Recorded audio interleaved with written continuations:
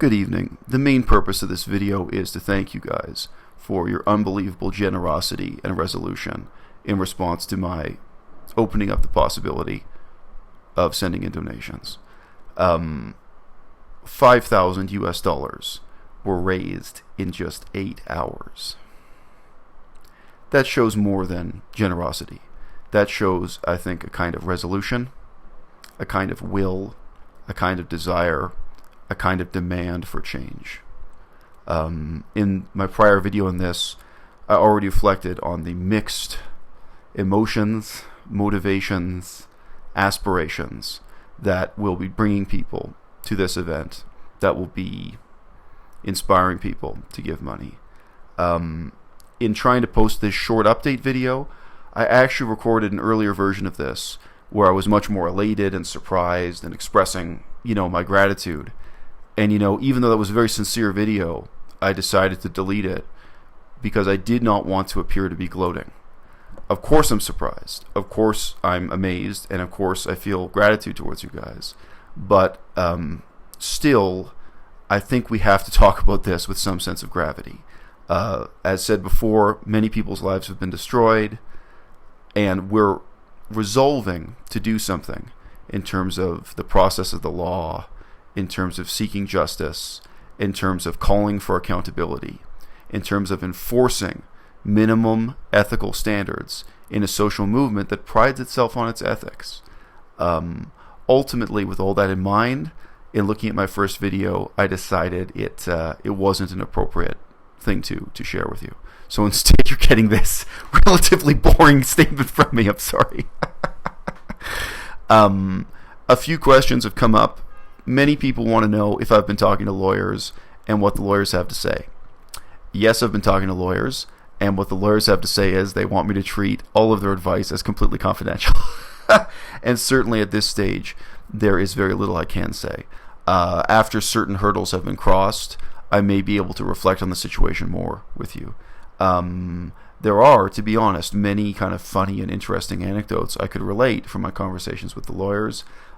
Some of the lawyers I spoke to in Australia have past experience with Durian Ryder himself, with his prior cases. And so they had their own emotional and intellectual attachments to the situation that I'm in and the potential outcomes for this legal challenge. But yeah, at this time, there's almost nothing I can tell you about that. And obviously, I appreciate that given the information I was able to share. I understand some of you have written in saying you don't feel you have enough information to donate. That's fine. I completely respect your decision. On the other hand, I'm delighted, of course, that many people have looked at the information I've given them and have decided to make that commitment, whether it was for $10, $100, or $1,000. Several donors were very generous and gave significantly. And of course, I appreciate that, but I also have to imagine for them, they're probably individuals who take this situation very, very seriously, possibly for their own personal reasons and possibly for the long-term aspirational reasons that I've described. So, thank you all. Thanks to people who give $1 and thanks to people who give $1,000. I appreciate it all. And I think, all of us are united in the principle of this thing. And I've always said, vegans are a diverse and divisive bunch. It's inevitable. We're going to be united by this for a short time.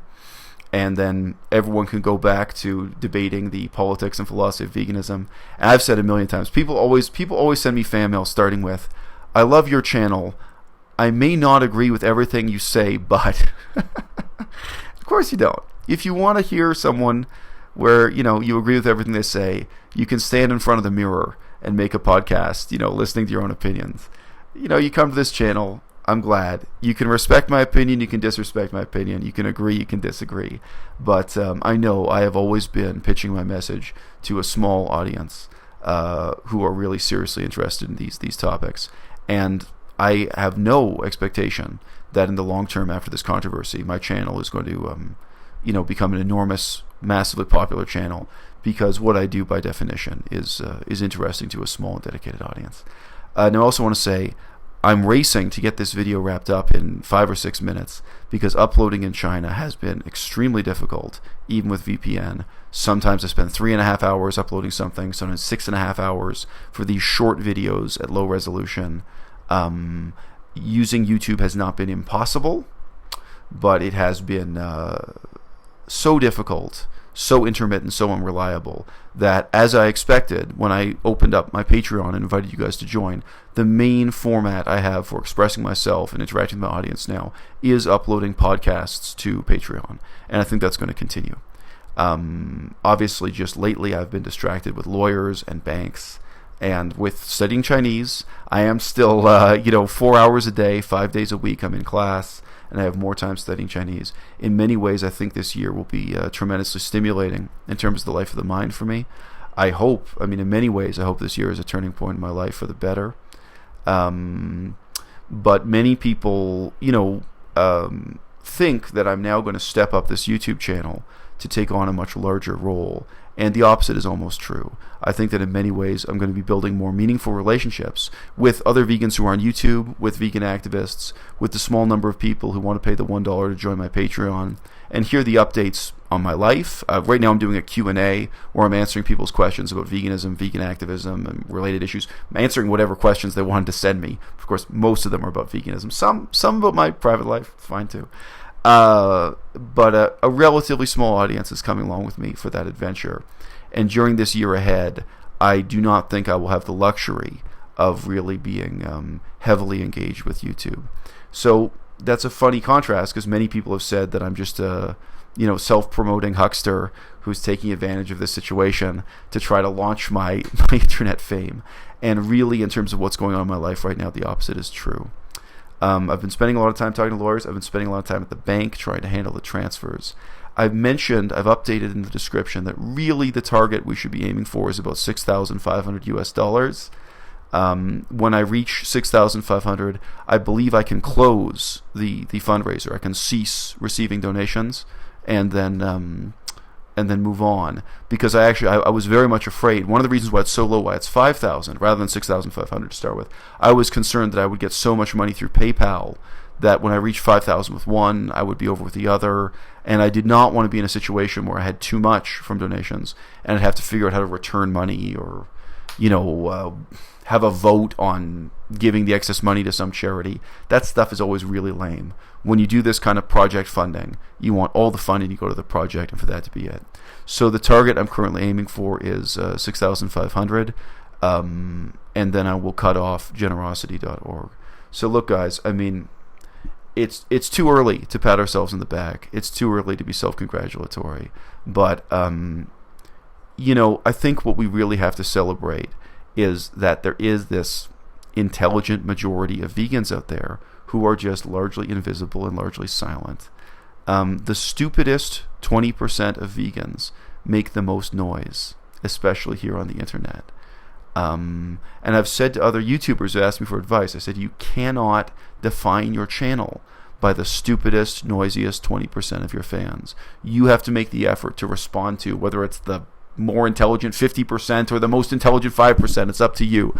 But you have to realize, I've got fans of my channel who watch it once a month because they have real jobs, they have real responsibilities. And the type of people who come on YouTube every day, who have that time to commit, you have to realize they're not normal vegans, and they're not even normal representatives of just the population of the country you're living in. Obviously, those are a lot of the people I interact with. I've got fans who come on my Patreon every day and send me messages, and I send them replies, and I love it. It's great. You have this sort of illusion of camaraderie around the world, when the reality is I'm living in Kunming, China. I'm in very different circumstances, of course. So that's nice. It brings some light and warmth into my life. But there's also a sense in which you have to remember there is this largely unspoken, silent, intelligent majority of vegans who've been standing there this whole time with their arms crossed, looking at the circus going on YouTube, and maybe only looking at it once a month. There's so many vegans who have still never heard of Durian Rider, and there's so many who just look at this disapprovingly and in disbelief. And as I say, they're just people with real jobs, real aspirations, a real commitment to veganism, but who have never been part of this game about fame, money, beauty, sex, let alone the game about defamation, hate mail, trying to destroy people, doxing people, trying to destroy people by exposing secrets in their private life.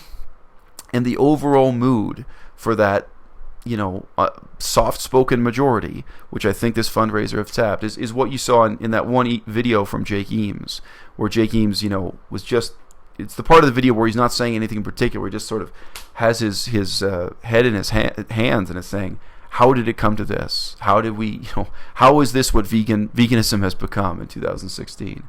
That's a question a lot of us have been asking.